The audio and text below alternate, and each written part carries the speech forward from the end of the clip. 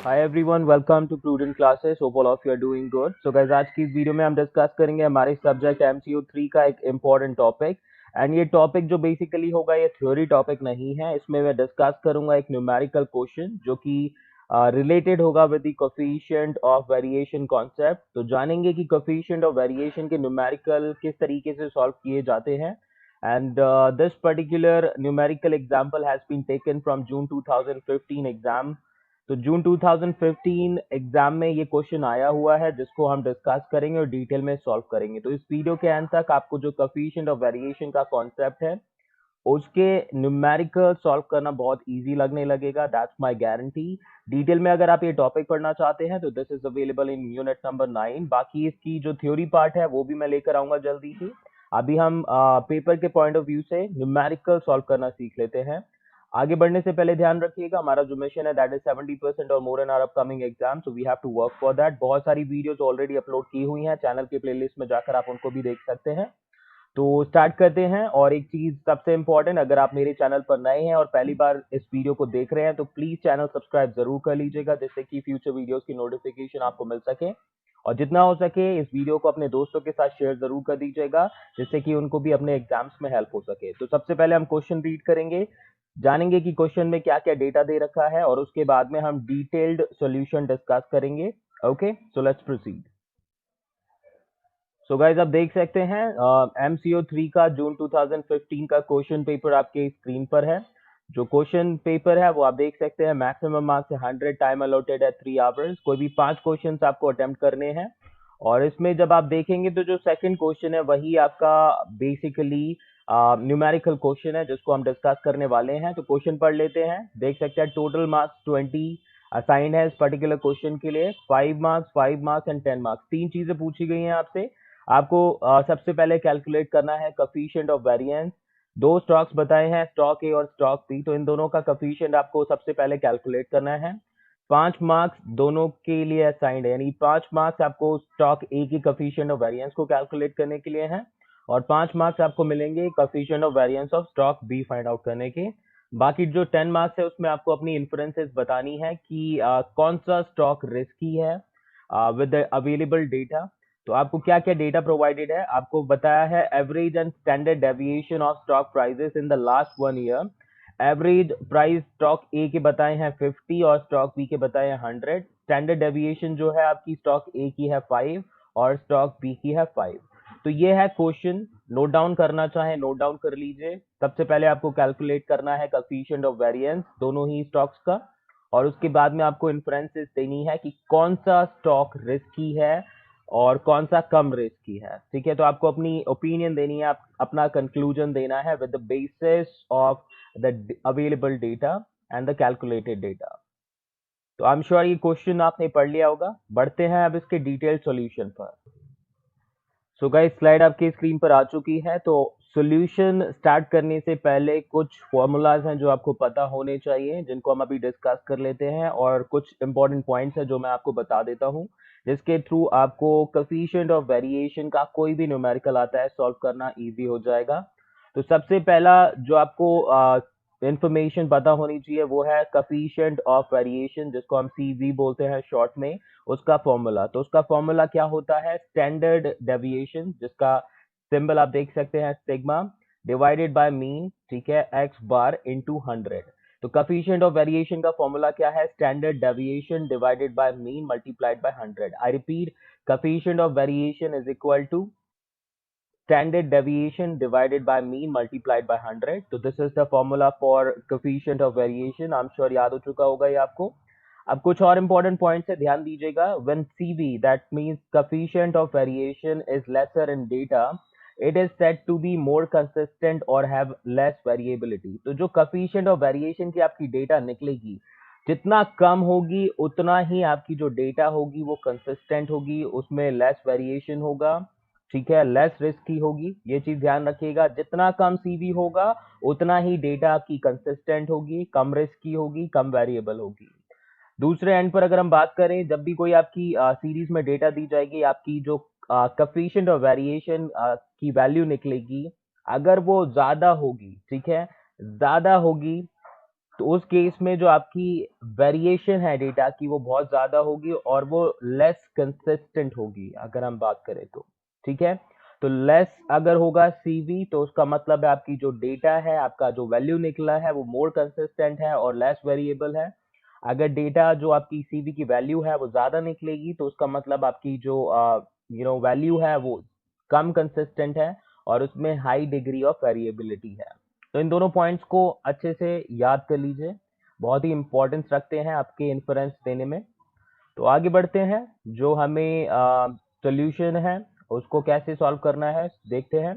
तो क्वेश्चन के अकॉर्डिंग कुछ डेटा हमें दे रखी हैं। स्टॉक ए के लिए आपको बताया गया है कि स्टैंडर्ड डेविएशन जो है वो है 5 और मीन है आपकी 50। ठीक है, तो स्टैंडर्ड डेविएशन मैंने लिखा है यहाँ पे sigma A is denoting stock A and mean A is basically denoting the mean और the average price of stock A. So standard deviation for stock A is 5 and mean basically for stock A is 50 and stock B के लिए आपकी standard deviation की जो data है that is also 5 जो कि आपके sigma B से denoted है और mean जो है that is x bar B वो 100 है, यानी कि जो average price है stock B के लिए वो है कितने 100। ओके, तो आप ये डेटा नोट डाउन कर लीजिए। अब हम आगे बढ़ते हैं, सबसे पहले हम स्टार्ट करते हैं स्टॉक ए के कोएफिशिएंट और वेरिएशन के कैलकुलेशन से। तो let's start with that. So coefficient of variation for stock ए या फिर आप कह सकते हो coefficient of variance for stock ए, जिसको हम डिनोट कर रहे हैं यहाँ पे सीवीए से। और फॉर्मूला हमारा यहाँ पर वही रहेगा, स्टैंडर्ड डेविएशन फॉर स्टॉक ए जिसको हमने सिग्मा ए से डिनोट किया है और मीन बेसिकली फॉर स्टॉक ए जिसको हमने एक्स बार ए से डिनोट किया मल्टीप्लाइड बाय 100। ठीक है, फॉर्मूला सेम है, सिर्फ हमने जो अपने अजम्पशंस ली हैं वैल्यू की वो यहाँ पर हम पुट करेंगे। तो अभी जो coefficient of variation for stock ए होगा वो क्या कितना रहेगा, स्टैंडर्ड डेविएशन की वैल्यू है 5, मीन कितना है यानी कि एवरेज प्राइस जो है स्टॉक ए के लिए that is 50 multiplied by 100। Okay, तो आपकी जो वैल्यू निकलेगी फाइनल आपके स्टॉक ए के लिए वो निकलेगी 10%। ओके, तो यहाँ पर हमारे 5 मार्क्स पक्के हो गए। Coefficient of variance for stock A is equal to 10%, this is it. Now same way में हम क्या करेंगे, अब coefficient of variation for stock B निकालेंगे। तो coefficient of variation for stock B निकालने के लिए आपको फॉर्मूला सेम रखना है, standard deviation for stock B mean for stock B multiplied by 100।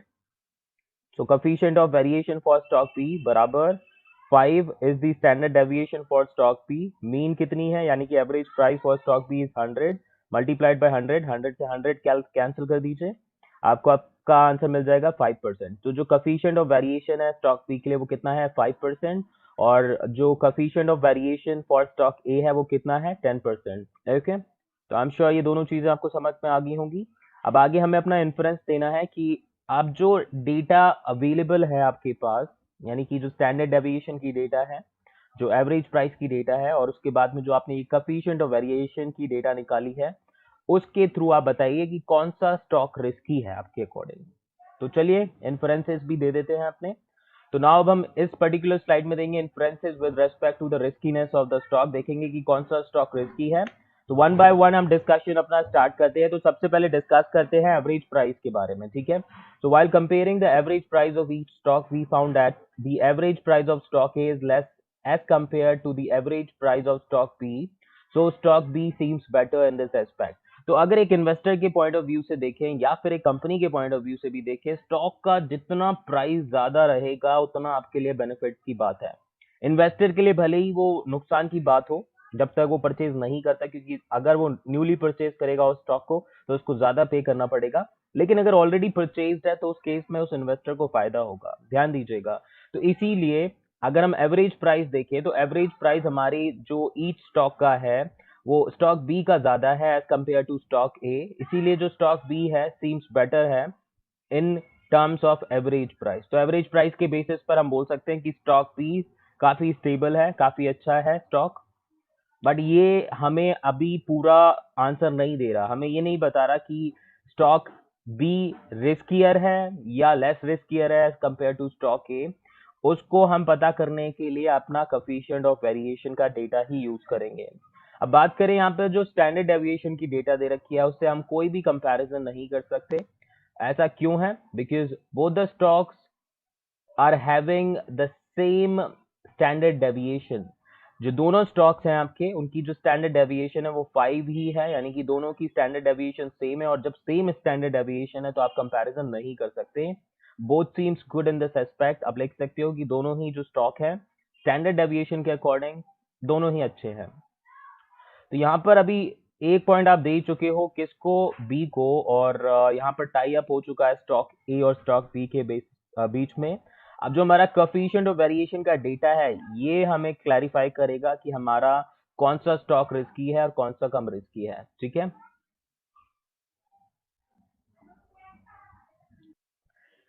तो थर्ड पॉइंट आपकी स्क्रीन पर आ चुका है। थर्ड पॉइंट डिस्कस करते हैं, and it says while comparing the coefficient of variance we found that the CV of stock A is high as compared to the CV of stock B. This means that stock A is less consistent and has high degree of variability as compared to stock B.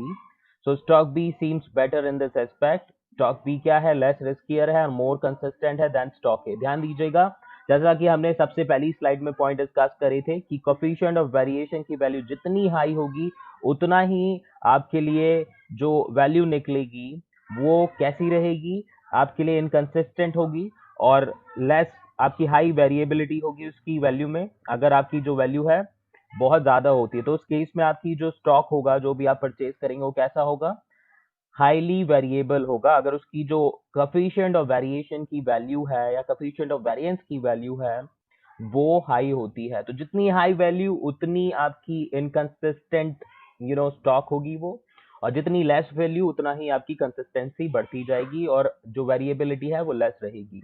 तो वही point यहाँ पर हमने discuss किया है, क्योंकि हमारा जो स्टॉक ए है उसका सीवी निकला था 10 और हमारा जो स्टॉक बी था उसका सीवी निकला था 5। तो अगर हम यहाँ पर बात करें तो जो स्टॉक ए है वो कैसा है, लेस कंसिस्टेंट है और उसमें जो वेरिएबिलिटी है वो हाई है।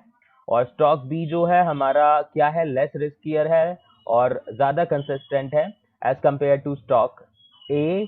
तो स्टॉक बी इसीलिए क्या है, हमारा एक बेटर स्टॉक है, लेस रिस्कियर है और आपका मोर कंसिस्टेंट है। तो ये थे इन्फ्रेंसेस जो कि हमें बेसिकली अपने आंसर में लिखने होंगे, और अगर आप ठीक से नहीं लिखेंगे तो आपको 10 में से 10 मार्क्स नहीं मिलेंगे, कम ही मिलेंगे। तो आपको जो भी डेटा दे रखी है उसको प्रॉपरली एनालाइज कीजिए और फिर अपना कंक्लूजन उसके अकॉर्डिंग प्रोवाइड कीजिए so that you can gain more marks. Okay, तो आई एम श्योर कि ये आपको पॉइंट समझ में आ चुके होंगे। वीडियो अच्छी लगी हो तो लाइक कीजिएगा, जितना हो सके दोस्तों के साथ शेयर कर दीजिए। मिलते हैं अब नेक्स्ट वीडियो में, अभी के लिए इतना ही। Thank you so much and perform best in your exams. Bye.